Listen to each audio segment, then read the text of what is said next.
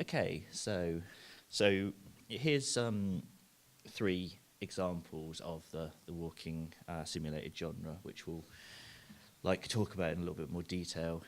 The genre immediately courted controversy from hardcore gamers because it rejected a lot of the core mechanics and assumptions of what people think of when they hear the word video game, and this is something I'm going to explore.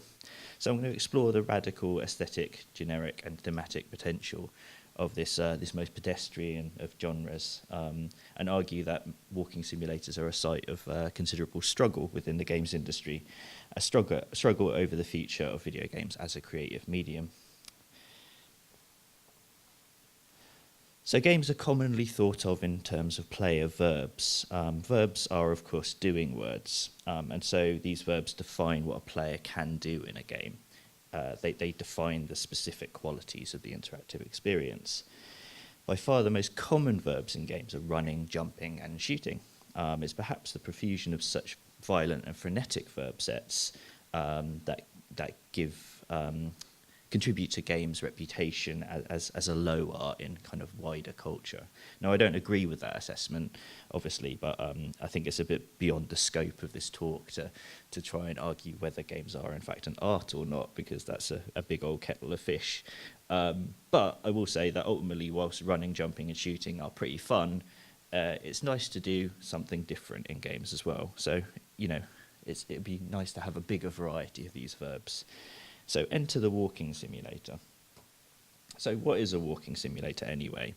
As you might be able to tell from the title, walking simulators are mostly about walking. So it was kind of originally ascribed as a term to DayZ, itself a genre-defining apocalyptic survival game, but the term walking simulator has since moved away from that genre and has been applied to a number of highly artistic works on the fringes of the industry that have garnered a good deal of critical acclaim and cultural exposure. The tag currently applies to 65 games on the Steam marketplace, which, as you probably know, is the most important place to download games from. And that indicates, I think, a rapid growth in its popularity amongst developers. So a lot like all community-driven tagging initiatives, which the Steam marketplace is, or sometimes these are called folksonomies, there may be some kind of slippage in the meanings of the application of this generic term, but most of the games there seem to generally fall into the kind of traits of the medium, and I think those traits are kind of like a mechanical simplicity, a focus on narrative over challenge, an emotive and mature subject matter, and an exploration of evocative spaces.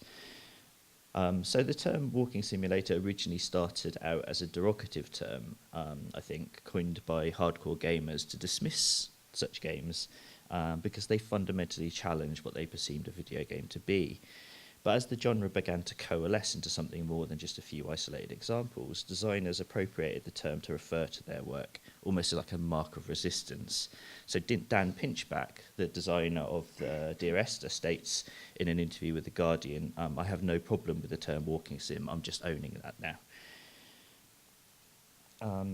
So in that same article, The Guardian games editor Keith Stewart observed that not only had Gone Home and Dear Esther spawned a bona fide genre, but that their work is having a wider impact on video game storytelling as a whole. Here's the quote from him. He says, "It's always difficult in games, just like any other medium, to pinpoint the start of a new movement or genres. The edges are always blurry. But Dear Esther, along with Gone Home, set in place the fundamentals of an approach to interactive narrative that is now informing a whole host of interesting titles." So there's an academic called Rick Altman who's written extensively on genre and has written an influential book called Film Genre. And he also talks about how kind of genres are very messy in their formation. They're hardly kind of fixed or natural things. And he notes that genres can help to create a community around a type of work, but it can also function as an exclusionary label used by a specific group to crystallize their values and keep out rivals. Or in this case, it can be used to isolate or quarantine a set of games that threaten an established community's definition of what a game is.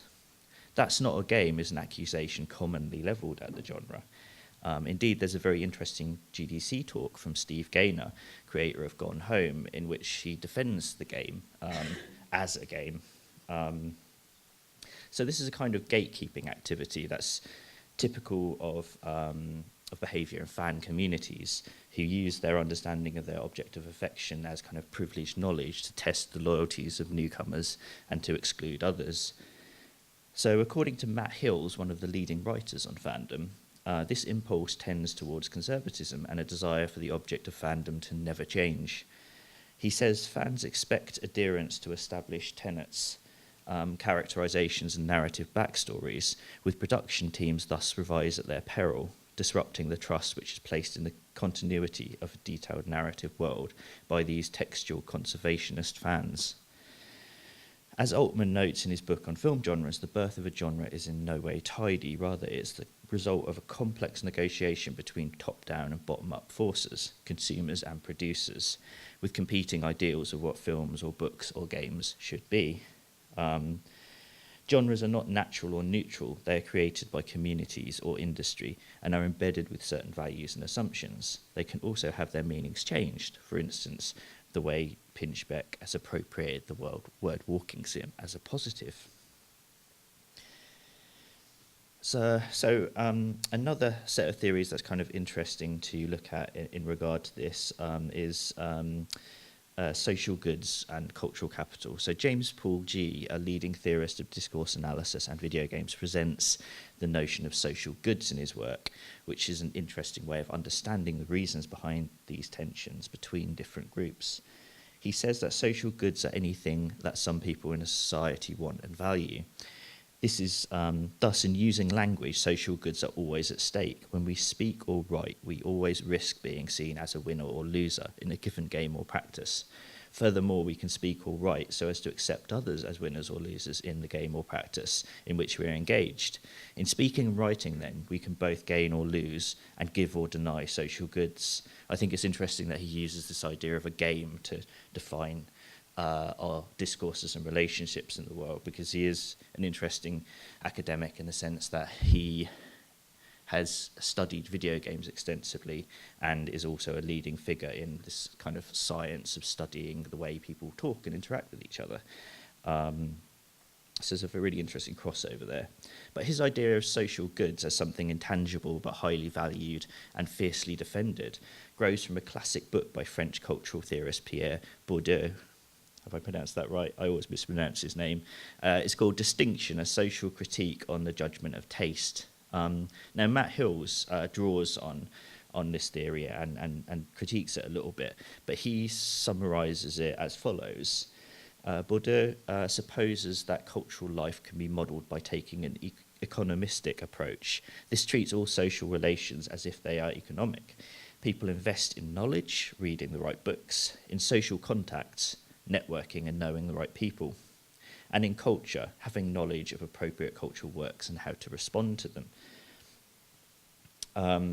Bourdieu argues that different types of capital, as well as economic capital, money, are unequally distributed across society. The amounts of different capitals that we possess, economic, social, cultural, are not random, but relate to our place in a class system. So this is very much an evolution of kind of early Marxism to apply to culture as a whole. Just as hardcore players deride walking simulators for their lack of gameness, others embrace the accessibility of these games to attempt to broaden the audience for the medium. It's against this broadening of interest that hardcore gamers are struggling, since it means a loss of influence and cultural capital for them. The walking simulator is thus a site of ideological struggle over cultural capital within the video games community, with hardcore gamers attempting to maintain the traditional boundaries of their object of fandom, and those progressive elements in the games industry attempting to expand the potential of the medium. What is at stake in discourses around the walking simulator as a genre are deep questions of what should constitute a game and who should and should not be allowed to play and make them. So one very obvious way to see how walking simulators disrupt the status quo is the kind of unconventional themes they address. Walking simulators often have progressive or mature themes, exploring philosophical issues or addressing notions of identity often ignored by the commercial games industry, which has a typical focus on kind of macho male protagonists. Prominent examples include Dear Esther, which grapples with grief and suicide, Everybody's Gone to the Rapture, about communication and acceptance in a small English village, and there's aliens as well. Firewatch, about the unrequited love of a middle-aged man trying to escape from a personal tragedy. And especially Gone Home, about the sexual awakening of a young gay woman and her strained relationship with her parents, which has been celebrated as one of the best queer narratives in games, but there's not a lot of competition. Not to say it's not good, it is very good, but there aren't a lot of them. So there's a significant overlap between the position that dismisses walking simulators as not a game and that which insists political issues have no place in games, including issues of identity politics such as sexuality and race. Both these positions are common arguments forwarded by the more reactionary element of hardcore gamers, and particularly the Gamergate movement, which famously takes this position to the extreme through their vocal resistance to women, queer people and people of colour, both in the industry and as the subject of games. But as James Paul Gee reminds us, language, like all things produced by humans, is intrinsically and inescapably political. Social goods are the stuff of politics, he says. Politics is not just about contending political parties. At a much deeper level, it's about how to distribute social goods in a society, who gets what in terms of money, status, power, and acceptance on a variety of different terms, all social goods. Since when we use language, social goods and their distribution are always at stake. Language is always political in a deep sense. Since all games as cultural works made by humans are unavoidably political, what this supposedly apolitical stance really means is not that politics should be absent from games, but that only political positions that align with hardcore players' values and sympathies should be considered, according to them. This values tends towards the dominant demographic of that group, which is cisgendered, white, male, and young. The demographic video game developers have pandered to for several decades. So this explains the domination of militarized stories featuring white male straight protagonists as embodied in numerous popular franchises, such as Call of Duty and Gears of War.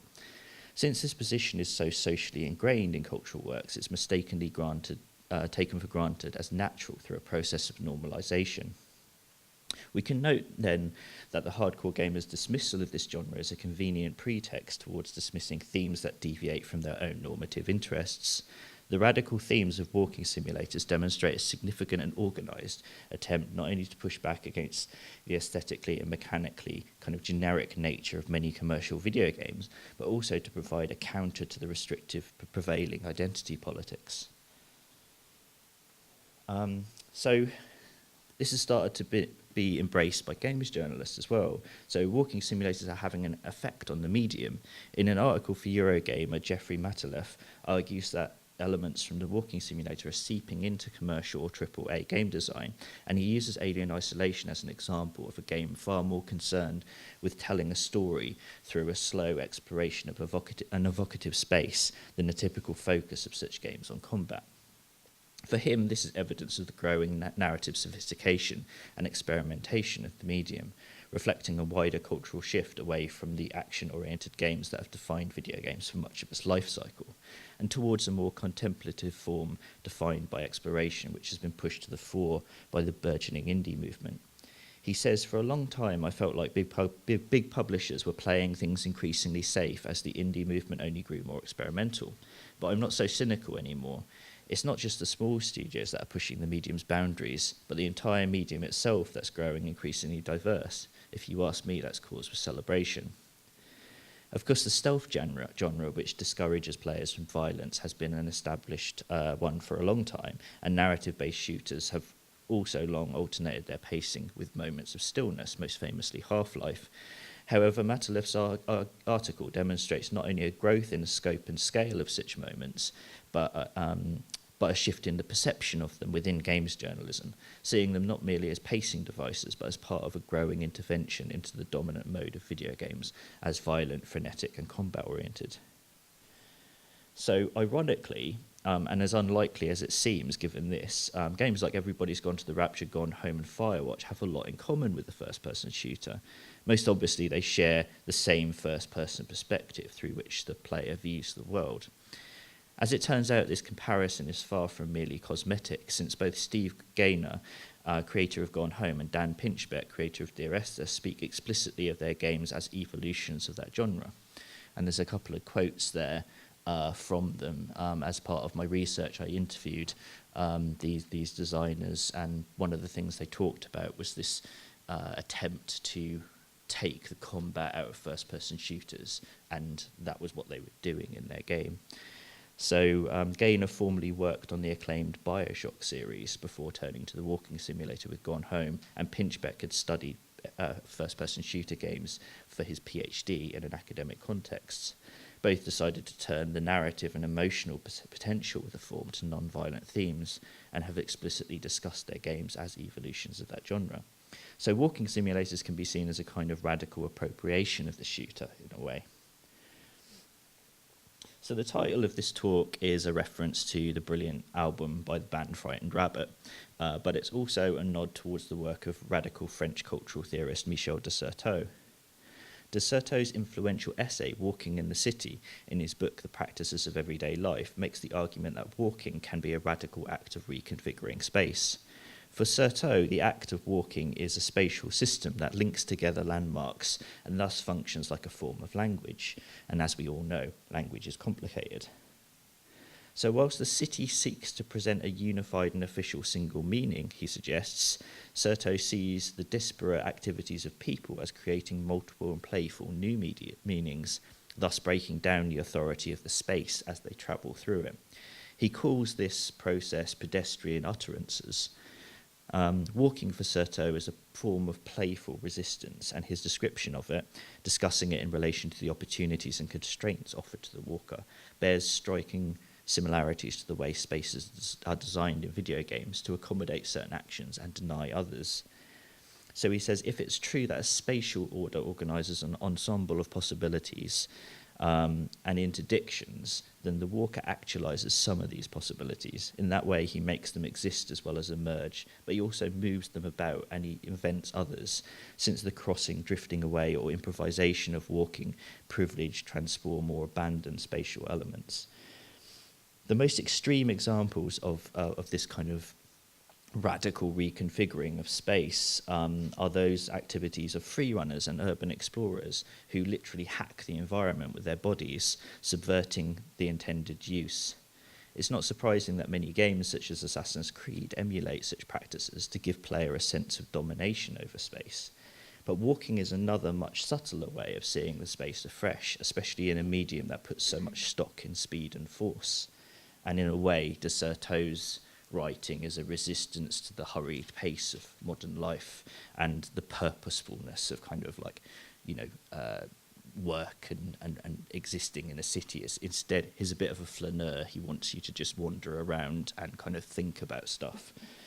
So in games, the abilities granted to the player by the designer dictate their behaviour in the game, and so it's significant that many walking simulators don't even give the player a run or a jump button, forcing them to instead adopt a leisurely pace accompanied by a sensation of meditation and thoughtfulness. So the gamers turn you into this reflective flaneur figure, basically, through the options they give you. Clearly, this changes your relationship to an environment. Instead of space being designed as a kind of destructive playground for the player to rush through, shooting everything that moves, walking simulators want you to stop and smell the flowers. So one way that governments and city councils the world over attempt to create a unified meaning within a city can be seen in the growing and worrying trend for what is known as aggressive architecture. Ironically, as game designers strive to broaden the possibility space as much as possible in games by anticipating and accommodating a range of player actions, town planning in reality has been seeking to narrow the possibility spaces of towns and cities and lock out certain types of people. Aggressive architecture, sometimes euphemistically called a defensive architecture, uses specific design choices to accommodate certain sectors of the public and exclude others. For instance, park benches are designed in numerous ways to prevent the homeless from sleeping on them, and nubs on railings prevent skaters from rail grinding. Cities thus treat the homeless much like they do pigeons, as pests to be shooed away, rather than symptoms of deep societal problems to be tackled. The fact that cities treat the homeless this way may come as a surprise to us. After all, most of us are lucky enough to not need to sleep on a bench, so we're less likely to notice the restrictive nature of these designs. But once you see them, you can't unsee them. So to a homeless person, or indeed a person with disabilities, the space of the city appears very different and it's full of hostility. So all this theory about walking as an act of resistance can feel very distant and nebulous. So I'd like to end on an example of a very practical and specific mode of resistance through walking in the form of rambling. Rambling is not simply the act of collective walking in the countryside, but seeks to walk in a very politicised and resistant way, and to reconfigure the space of the countryside in doing so. The politicised nature of the Ramblers as a lobbying group should be immediately apparent to anyone who visits their website at the moment, where they're encouraging the public to vote with their feet in the coming election and put pressure on politicians to create policy that facilitates walking over car use, for example. And they even have a manifesto, a quote from which is there. In a very practical sense, the regular footfall of thousands of walkers helps maintain public footpaths, ancient tracks and bridleways, which would otherwise fade into obscurity. So walking has a very physical and meaningful effect on the landscape. The existence of these routes as traditional public rights of way must be honoured by landowners, otherwise committed to maximising the profit yield of their land. Although, as you can see from this image, some landowners have found creative ways to implement that requirement. And so this chap is going through a public footpath in someone else's land, and he's clearly decided that he doesn't want him to see anything but the ground in front of him. So he's kind of turning what should be an immersive open world experience into an on-rails one, basically. So in an article in The Independent in 1995 addressing the radical increase in membership to the Ramblers Association, now the Ramblers, journalist Paul Vallely observes, walking in our countryside is bizarrely a political activity, but if it was a class issue in the 30s, this is now a more complex amalgam of concern for the environment and a conservative desire to protect old traditions. This political struggle is often seen as a tension between the Landowners Association and the National Farmers Union versus the Ramblers, which often spirals into real flashpoints of confrontation as gamekeepers confront walkers on contested public footpaths through private property.